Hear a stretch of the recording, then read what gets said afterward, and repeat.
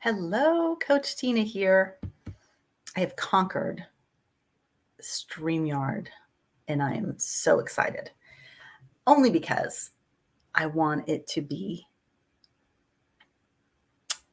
not an issue, right? Like you should be able to jump on your thing and do what you need to do whenever you need to do it. And it shouldn't be, I got to try this and I got to do that and I got to reset here and I got to do whatever.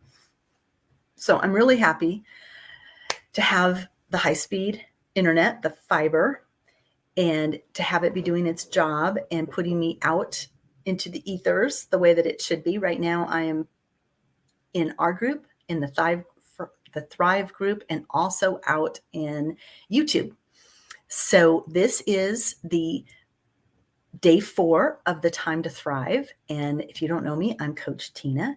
I come to you with just total love in my heart for people that are working on themselves. I am a ULA certified life coach. I am a founder of the Empowering Champions community. And I am in general someone who kind of really likes Tony Robbins stuff. Kind of is an understatement. And just as a former teacher, I want to put my heart into helping people to be the greatest version of themselves possible.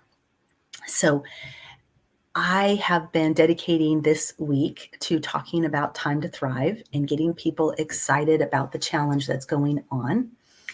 Today is day 4 of the challenge. And if you're on right now, go ahead and put #live, or if you're watching the replay, #replay. Would love to know who you are and if you are participating in the Time to Thrive or not. So yes, I'm in it. No, I'm not. And why is that important? Because I'm talking about stuff that maybe you don't have any reference to. And if that's true, I would say go right now, sign up for Time to Thrive, go into the replays and watch day 1, which was Tony Robbins and Dean Graziosi and Jenna Kutcher. Day 2, which was Alex Hormozi. Dean obviously was there as well. And Flo Adamo, I think is her last name, Adamo. And then yesterday, we were taught the secrets to success in sales from Dean Graziosi, and then Brendan Burchard came on, and so did Russell Bronson. If you blinked, you missed him because Russell was talking a mile a minute, but he was so good. Talking about the hero's journey and just putting his heart out there. Like, you know, this session is about me kind of reviewing what's going on, but also talking about what was impactful. What was the biggest lesson I learned from day 3? And you know what really struck me was, sure, they all have their communities that they invited into this program. And so they are making money from sales as well. But what really struck me is this community, the people at the top, they are also working to help everybody. And so seeing the way they network together and like each other and care about what each other's doing and saying is pretty incredible. And so I was thinking about Russell Bronson getting up there. I mean, I mentioned last night in the homework review that Russell mentioned he was nervous, that he spent the last couple of days just really working on a speech and wondering, you know, how he was going to bring it in and what was going to happen. And he doesn't have to do that. He makes a lot of money. He's not doing this to bring in some more money. He's doing this because he genuinely knows that when people are on fire for life, it expands. Pedro Adao would like to say the kingdom expands, right? Like we're working to make life better for everybody. And when the tide rises, all boats rise, right? So it's pretty incredible information, I really feel. But what I wanted to do is share a little bit about the VIP session. And that's where I really saw it come into play. The 3 guys were talking, you know, kind of back and forth and sharing things.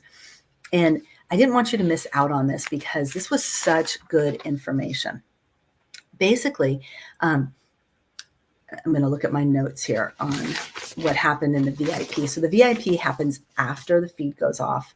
And those people that paid in the $47 get time, and there's hot seats. If you asked a question, they'll pull you up to the top. And they probably called out 6 people. And what was really interesting was, okay, the first thing that happened was someone asked about, how do I overcome my fear of being successful? And he said, it's not really fear that, this was Brendon Burchard. He said, it's not really fear that's bothering you. It's that you just don't want to be seen starting small. You know, you'd be perfectly fine if you were instant gratification and success, right? But having people know that you had to push and struggle and look ugly for a while, that is the part that we're running away from. And he encouraged people to figure out what is worth failing for. Like, what do you not care about? And obviously, family, if you're a mom, that's going to be up there on the top of the list. And then they talked about that. That's when they brought in the stress of Russell saying he was an introverted mess. He doesn't like to get up and do speeches, but he just keeps doing it. And he gave the example of that movie, Catch Me If You Can. One of the things that happened was he signed up, the guy that was part of that book. So I'm talking about Catch Me If You Can, the movie. Russell Brunson was using him as an example of someone who came in to a psychology class at a university and the teacher didn't show up. And so this guy just grabbed a book and went up front, and he became the professor of that class for an entire semester. And he was a fraud, right? Like, he didn't have any of the background in psychology and so on. And so later, when they were interviewing him about how did he pull that off? I mean, he was in a major university getting up all semester long to this class. And he said, well, I just had to stay one chapter ahead of them. That's pretty cool, right?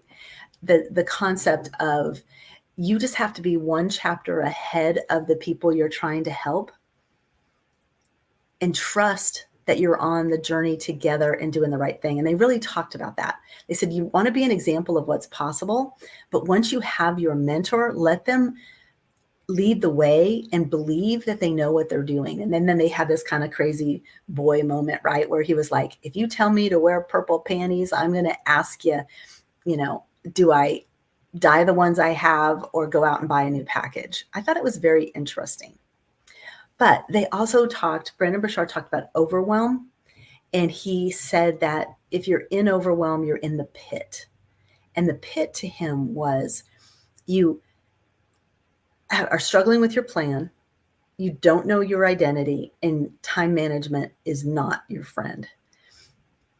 So he talked about you've got to set your boundaries well, not be distracted, and stop playing too many roles. And this was the piece that I really want you to take note of, because it was very impactful. Like, I've already given up Netflix.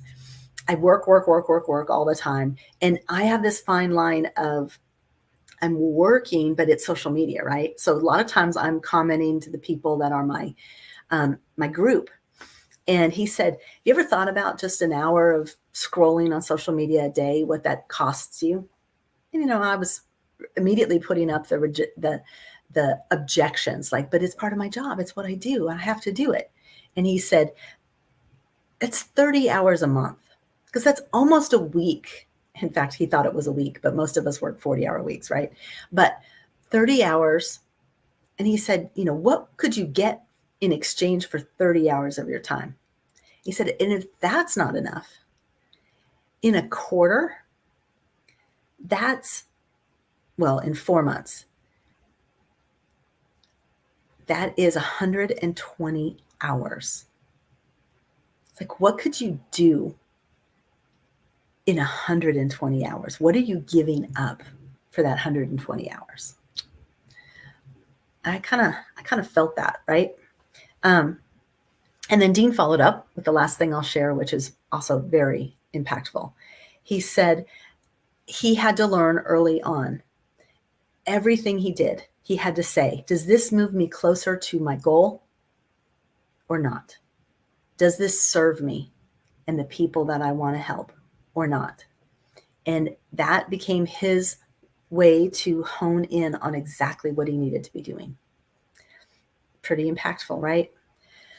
All right, you guys. Tony Robbins is coming back. I don't know if it'll be today or not. Today they have Matthew McConaughey. All right. And he is going to be talking about a topic that has not been disclosed. So I'm really curious to see where he goes with his presentation. I hope you will be on there as well.